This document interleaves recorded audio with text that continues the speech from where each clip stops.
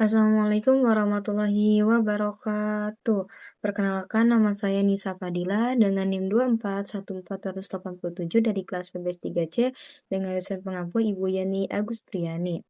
Nah, saya di sini akan menjawab kuis dari mata kuliah hukum bisnis.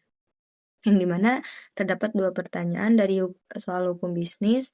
Jawaban yang pertama adalah hubungan antara hukum perdata, hukum dagang, dan hukum pidana sangat erat karena ketiganya itu merupakan bagian sistem hukum yang saling melengkapi.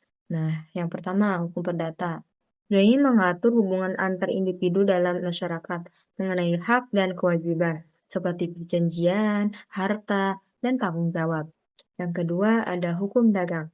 Hukum dagang merupakan cabang dari hukum perdata yang lebih khusus gitu. Jadi hukum perdata ini mengatur kegiatan di bidang perdagangan seperti jual beli, terus perusahaan dan surat berharga. Sementara itu, hukum dari pidana ini dia ini mengatur perbuatan yang dianggap melanggar gitu.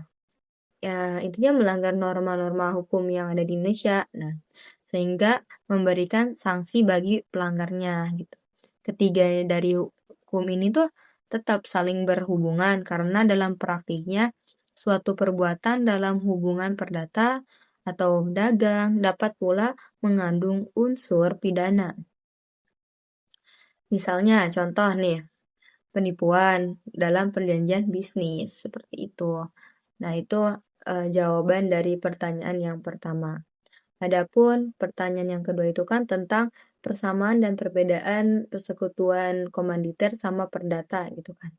Nah, persekutuan perdata dan perusahaan komanditer itu atau SIPI ya. Nah, memiliki beberapa persamaan dan perbedaan juga. Jadi, keduanya itu sama-sama merupakan bentuk kerjasama antara dua orang atau lebih ya. Nah, yang bertujuan mencari keuntungan bersama berdasarkan perjanjian-perjanjian yang tadi. Nah, namun persekutuan perdata itu diatur dalam Undang-Undang KUH PER, itu Undang-Undang Perdata. Nah, dan semua sekutunya itu aktif dalam menjalankan usaha serta bertanggung jawab penuh atas usahanya itu, atas seluruh kewajiban dan dari perusahaannya tersebut gitu. Jadi hukum perdata itu mereka tuh semuanya aktif, semuanya berperan aktif di perusahaan perdata tersebut gitu. Nah, adapun perusahaan komanditer atau SIP itu kan tadi kalau perdata itu diatur dari Undang-Undang KUH PER ya. Nah, kalau SIPI atau komanditer ini diaturnya dari Undang-Undang Hukum Dagang atau KUHD gitu. Diatur dalam undang-undang tersebut dan memiliki dua jenis.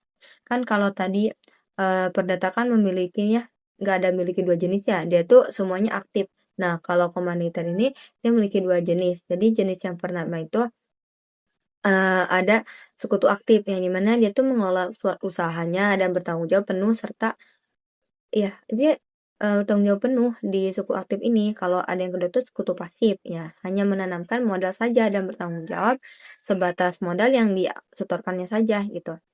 Jadi baik lagi, CP atau komandit itu merupakan bentuk persekutuan yang lebih kompleks dibandingkan persekutuan perdata karena memiliki pembagian peran dan tanggung jawab yang lebih jelas seperti itu.